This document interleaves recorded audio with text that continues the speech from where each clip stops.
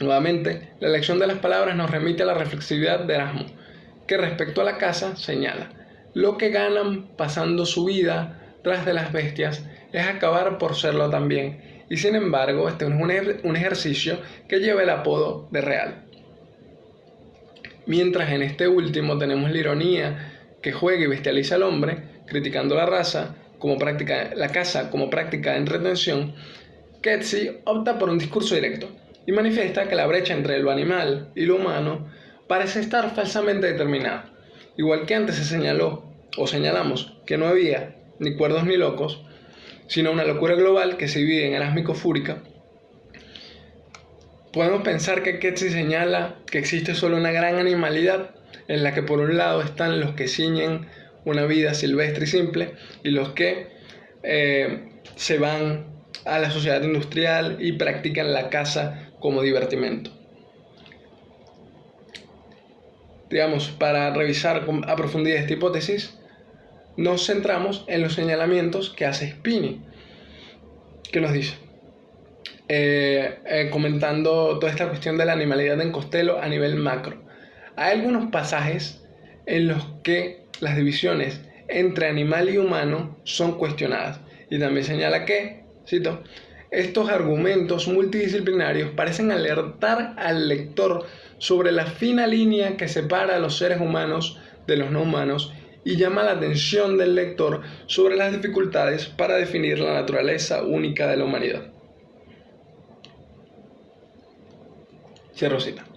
Kedzie no solo acusa la falibilidad de las categorías con las que definimos los vínculos sociales y nuestra realidad, sino que demuestra las consecuencias específicas que tienen usar esas categorías, como hemos ido constatando a nivel individual y colectivo. Sin embargo, puede resultar algo ruptural, nuevamente, como ya pensamos con lo loco, considerar al hombre totalmente animal. Y para esto es importante seguir para subsanar estas taras o este posible no me convence del todo, seguir este proceso argumentativo que tiene la novela, como lo tiene el elogio, para solventarnos, digamos, esas dificultades. La cita: no me interesan los problemas, John, ni los problemas ni la solución de los problemas. John es el hijo. Detesto esa manera de pensar que ve la vida como una sucesión de problemas que el intelecto debe resolver. Un gato no es un problema. La gata del albañal me interpeló y yo respondí a esa apelación, respondí sin cuestionar nada, sin remitirme a ningún cálculo moral. Cierro cita. En primer lugar, ocurre un planteamiento profundo y autorreferencial. Si volvemos al texto The Praise of Folly y su observación de que la locura, mediante la reflexión irónica, revierte el ejercicio de vuelta a la razón fúrica que denuncia, Elizabeth Costello da un paso extra respecto a la Elizabeth que deploraba. Ya no le importan los problemas y la solución de los problemas. Solo queda un impulso inmediato que no necesita del intelecto, que no necesita de pensar. Entonces, esas últimas dos oraciones de la cita, la gata al baño me interpeló y yo respondí a esa apelación, respondí sin cuestionar nada, sin remitirme a ningún cálculo moral. Esas oraciones son interesantes porque agregan ciertas nociones filosóficas. La gata la interpela y a través de un estímulo se genera una respuesta que no es mediada, que no se calcula. Esto es importante, ¿por qué? Porque podemos afirmar que en este pasaje específico se pierde la dicotomía entre humano y animal en el personaje de Elizabeth Costello. ¿Por qué?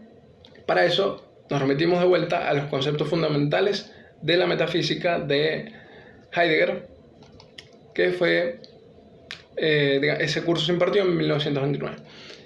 En este curso tenemos la teoría de los tres postulados del mundo, en el cual el hombre tiene o modifica el mundo, el animal es pobre o carece de mundo y la piedra no tiene mundo.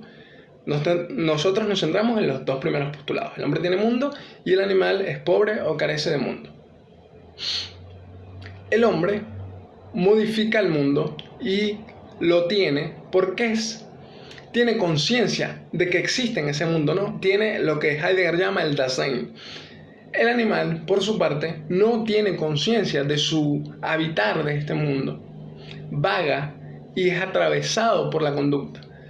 La conducta no le permite ir más allá. Es un círculo inhibidor, de eso habla Heidegger, en el cual las necesidades básicas, alimentación, sueño, comida, agua, sexo, reproducción, limitan la totalidad de la vida del animal. Por lo tanto, no es en el mundo, sino que es pobre de mundo. Ahora bien, el discurso de Elizabeth Costello no es una vuelta a ese espacio arracional de la animalidad simiesca, sino que se quita complejidad a los modos en cómo se separan lo animal y lo humano. El personaje se convierte en un animal erásmico al inhibir los cálculos racionales y actuar guiada por los estímulos naturales, ese instinto, si se quiere, para asistir a la gata del albañal. Al hacer esto, se hermana con la gata en cuanto a madre, porque la gata estaba dando a luz. Al mismo tiempo, John se hace un animal fúrico al disgustarse. Se darwiniza, ¿no? En cierto sentido, porque empieza esta lucha del más apto. Cuando su madre empieza a repartir los alimentos. Son muchísimos gatos. Está el chico está John y está Elizabeth. Y genera un cierto asco ese compartir abierto en el personaje de John. Entonces vemos como en este punto se empiezan a hacer difusas las líneas entre lo animal y lo humano. Al mismo tiempo, la protección de los animales y desvalidos es el mecanismo del que se sirve Elizabeth para atenuar la rampante realidad fúrica.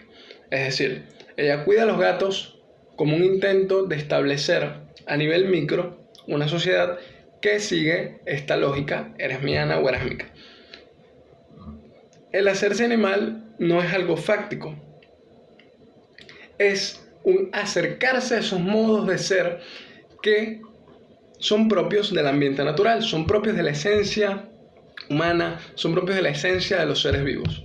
Erasmo señalaba al respecto, cito: naturaleza que los crió libres, como el aire cuida de sustentarlos, solo tienen que recelar las acechanzas de los hombres, que si el pájaro encerrado en su jaula llega a imitar la lengua humana, cuanto pierde al mismo tiempo de su hermosura natural. Tan cierto es que la sencillez de la naturaleza es más amable que el afeite del arte. La naturaleza, ese estado natural como el objeto de deseo, lo deseable. Y como actuar como el humano es de, en cierta forma, contaminarse. Seguimos. Esclarecida ya la situación de la dicotomía, se acaban los primeros 6 cuentos, para dar lugar a una narración final que se titula El matadero de cristal. Esta narración tiene la particularidad de que el matadero de cristal está dividido en capítulos. En uno vemos que el ansia material sigue presente en el texto en Ketzi, en Costello, pero ahora hay un compromiso mucho más importante. Intuimos que Elizabeth Costello abandona el pueblito y vuelve a Australia, deseosa de irrumpir en esta sociedad con un matadero de cristal para mostrar el horror de lo que se le hace a los animales. La crítica señala posibles resonancias entre el discurso personal de Ketzi y sus personajes, estableciendo un puente con el uso de los nombres, los argumentos de carácter ideológico y dando cuenta de cómo las obras donde está presente este personaje, Elizabeth Costello, muestran la transición de estas ideas en el tiempo, es decir, digamos, las obras de su juventud, las obras de su madurez, las obras más actuales, de ahora que ya está en la vejez, y cómo a través de este personaje se puede ver el cambio en el discurso, y los textos, el texto de Spini, contrasta como en las pocas entrevistas que da Ketsi y entrevistas que le han hecho grupos animalistas, por ejemplo, su discurso ha ido poco a poco cambiando, ¿no?, respecto a la problemática. La oralidad de Elizabeth se mezcla con algunos de sus escritos que envía a su hijo. En dos se leen pasajes de un diario en que la protagonista describe experiencias de su pasado ligadas al beneficiamiento de los animales. Dichas experiencias dan lugar a un nuevo proceso reflexivo. ¿Y por qué te hago estas preguntas? Porque intento comprender lo que piensan ustedes, tú y tus hermanos y hermanas, del trato que hicieron tus antepasados con la humanidad hace muchas generaciones. Cierro la cita. El animal no es humano y esto ahora la conflictúa, le genera conflicto. ¿Hasta qué punto puede no serlo? Se pregunta cómo la cabra afronta la cruenta realidad de un acuerdo fagocitante del que no formó parte. Un acuerdo único al que nadie más que el erasmista incomoda. Es decir, esta persona, este loco erásmico que tiene conciencia de todos estos procesos, de la artificialidad de todos estos procesos, es el que se disgusta o el que se incomoda por ver que estamos beneficiando cabras, pollos, vacas, y le pregunta a su hermano cómo afronta, ¿no?, este proceso de cómo puedes tú hacer para existir sabiendo que vas a morir por un acuerdo del que tú no formaste parte.